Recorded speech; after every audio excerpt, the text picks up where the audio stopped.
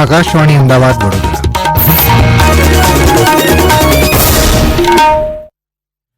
પ્રાદેશિક સમાચાર જયેશ વેગડા વાંચે છે. સૌપ્રથમ મુખ્ય સમાચાર. રાજ્યમાં આગામી 7મી મેના રોજ યોજાનાર ચૂંટણીનો જાહેર પ્રચાર વેગવંતો બન્યો છે. રાજકીય પક્ષોના સ્ટાર પ્રચારકો મતદારોને રીઝવવા એડી ચોટીનું જોર લગાવી રહ્યા છે. પ્રધાનમંત્રી નરેન્દ્ર મોદીએ આજે રાજ્યમાં રેકોર્ડ બ્રેક મતદાન કરવાની અપીલ કરી. આણંદ, સુરેન્દ્રનગર, જૂનાગઢ અને જામનગરમાં ચૂંટણી સભાઓ સંબોધી. રાજસ્થાનના પૂર્વ મુખ્યમંત્રી અશોક ગેહલોતે કહ્યું છે કે કોંગ્રેસનું ચૂંટણી ઢંઢેરો એ સમાજના દરેક વર્ગને ન્યાય આપી રહ્યું છે. ભાવનગર અને ભરૂચ લોકસભા બેઠકના આમ આદમી પાર્ટીના ઉમેદવારના સમર્થનમાં સુનીતા કેજરીવાલે રોડ શો કર્યા. રાજ્યમાં ચૂંટણી મતદાન કાર્યક્રમમાં જોડાયેલા કર્મચારીઓ અને અધિકારીઓએ પોસ્ટલ બેલેટ પેપર દ્વારા મતદાન કર્યું. અને હવામાન વિભાગે દરિયા કિનારાના જિલ્લાઓમાં આગામી 5 દિવસ ગરમીનું તીવ્ર મોજું ફરી વળવાની આગાહી કરી અને અમદાવાદમાં 5 દિવસ યલો એલર્ટ જાહેર કરાયું. સમાચાર વિગતવાર.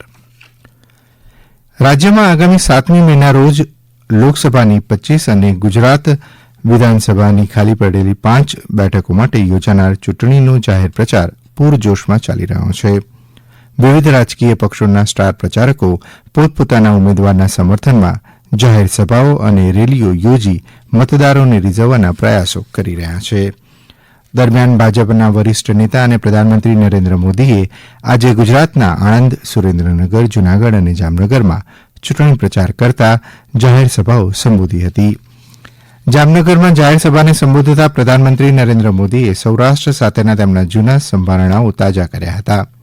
શ્રી મોદીએ સુદર્શન બ્રિજ, જામનગર અમૃતસર ધોરીમાર્ગ, વિશ્વ આરોગ્ય સંસ્થાનું આયુર્વેદિક સેન્ટર, વંદે ભારત ટ્રેન જેવા અનેક વિકાસ કાર્યો દ્વારા જામનગર અને દ્વારકામાં વિકાસ કામો થયા હોવાનું જણાવ્યું હતું.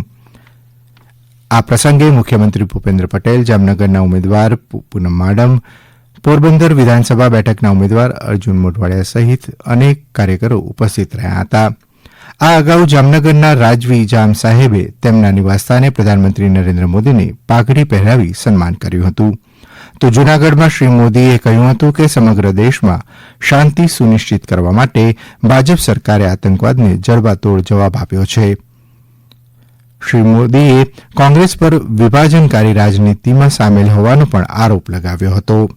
તો આણંદમાં એક રેલી દરમિયાન શ્રી મોદીએ કહ્યું હતું કે રાષ્ટ્રીય લોકતાંત્રિક ગઠબંધન શાસન હેઠળ છેલ્લા 10 વર્ષમાં દેશે એક મોટું પરિવર્તન જોયું છે. તેમણે કહ્યું કે ભારત વૈશ્વિક બાબતોમાં એક મહત્વપૂર્ણ દેશ તરીકે ઉભરી આવ્યો છે.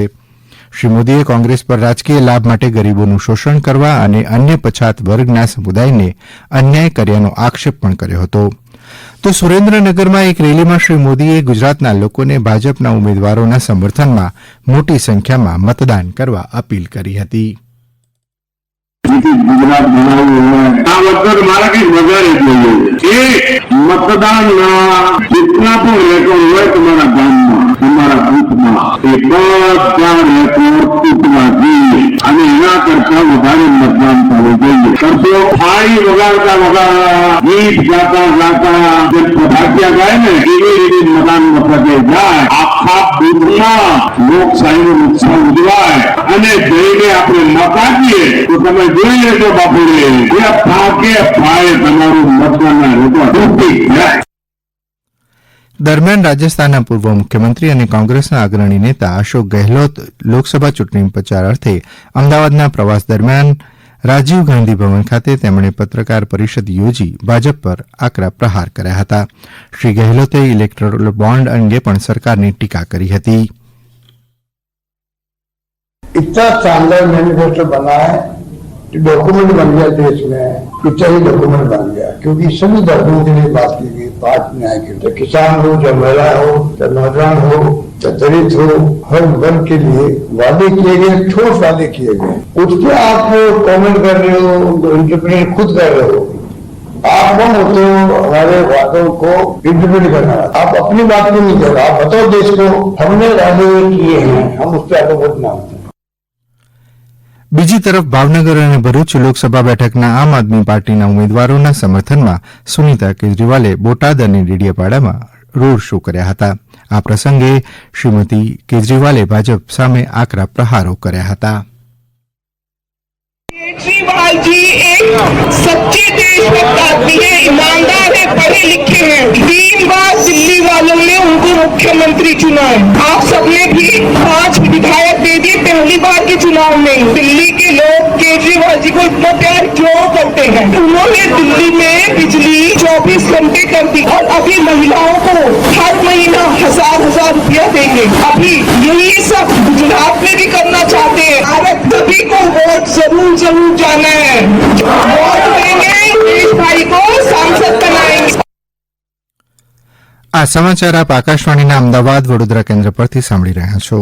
વધુ સમાચાર માટે આપ આકાશવાણી અમદાવાદના એક્સ હેન્ડલ @airnews/અમદાવાદને ફોલો કરી શકો છો અને અમારી YouTube channel AIR news Gujarat પર આપના પ્રતિભાવો પણ આપી શકો છો.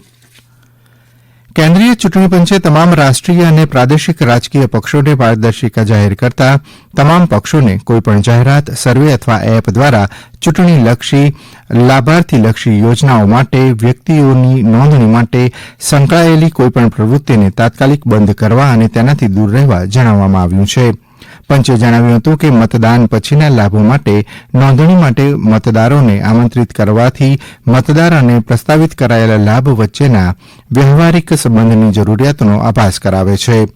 પંચે તમામ જિલ્લા ચૂંટણી અધિકારીઓને જોગવાઈઓ અનુસાર આવી જાહેરાતો સામે પગલાં લેવાનો નિર્દેશ આપ્યો છે. રાજ્યમાં ચૂંટણીલક્ષી કામગીરી સાથે સંકળાયેલા કર્મચારીઓનું બેલેટ પેપરથી તેમજ 85 વર્ષથી વધુ વયના સિનિયર સિટીઝન તથા દિવ્યાંગ મતદારો બેલેટ પેપરથી મતદાન કરી રહ્યા છે. મહીસાગરમાં લોકસભા ચૂંટણી માટે આજે પોલીસ જવાનો દ્વારા મતદાન કરાયું હતું.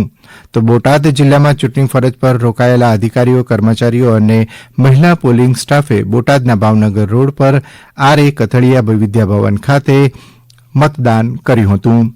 મહેસાણા જિલ્લાના વરિષ્ઠ મતદારો તથા દિવ્યાંગ મતદારો પોસ્ટલ બેલેટ દ્વારા મતદાન કરી અન્ય માટે પ્રેરણારૂપ બન્યા હતા. તો ગાંધીનગરના પેથાપુરના 103 વર્ષીય ચંચળબા કેશવસિંહ ડાભીએ અમૂલ્ય મતથી મતદાન કર્યું હતું. સમગ્ર રાજ્યમાં તાપમાનનો પારો સતત ઊંચે જઈ રહ્યો છે. છેલ્લા 24 કલાકમાં હવામાન વિભાગના જાહેર થયેલા આંકડા અનુસાર સૌથી વધુ તાપમાન અમરેલીમાં 41.3 ડિગ્રી સેલ્સિયસ નોંધાયું હતું.